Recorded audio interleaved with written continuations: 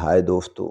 भगवान गौतम बुद्ध कहते हैं, अच्छे लोगों की परीक्षा कभी मत लीजिए, क्योंकि वह पारे की तरह होते हैं। जब आप उन पर चोट करते हैं तो टूटते नहीं, लेकिन फिसल कर चुपचाप आपकी जिंदगी से निकल जाते हैं। और जब वो चले जाते हैं तब एहसास होता है असली शांति, असली सुकून तो उन्हीं के साथ था। इसे समझते हैं एक छोटी सी कहानी से। बहुत समय पहले एक राज्य में एक राजा रहता था।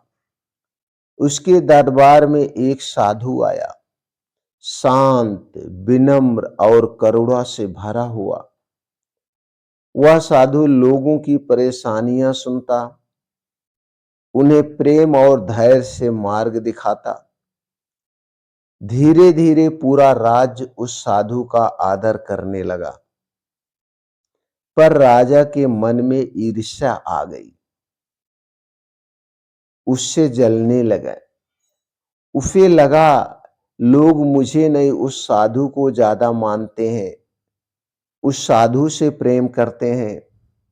राजा ने निश्चय किया, मैं इसकी परीक्षा लूंगा, देखता हूं ये कितना अच्छा है, इसके अंदर कितनी अच्छाइयां हैं जिससे लोग इससे प्रेम करते हैं। एक दिन राजा ने दरबार में उस साधु को बुलाया और उसके सामने कहा, पूरे राज्य के साम्राज्य के सामने कहा, तुम तो बड़े ज्ञानी बनते हो, बताओ अगर कोई तुम्हें अपमानित करे तो तुम क्या करोगे? साधु मुस्कुराया और बोला, मैं उसे धन्यवाद दूंगा। राजा ने हंसकर कहा, धन्यवाद क्यों? साधु बोला, क्योंकि उसने मुझे यह सिखाया कि मेरा अहंकार अभी भी जिंदा है, मेरे अंदर अभी भी अहंकार है। राजा क्रोधित हो गया, उसने साधु को अपमानित करना शुरू किया, उसे झूठे आरोपों में कैद में करवा दिया, भोजन तक नहीं दिया। लेकिन साधु फिर भी शांत रहा। हर सुबह ध्यान करता, हर कैदी से मुस्कुराकर बात करता, और जब कोई उससे पूछता, तुम दुखी नहीं हो, वह बस कहता, दुखी वो होता है जो अपने भीतर की अच्छाई खो देता है। मैं तो बस अपने मन को शांत रख रहा हूं। कई दिन बीत गए। राजा को रातों की नींद नहीं आने लगी। रात भी राजा जागने लगा। हर बार उसे साधु का शांत चेहरा याद आता। हर रात उसे साधु की वो बातें याद आती, साधु का चेहरा दिखाई देता।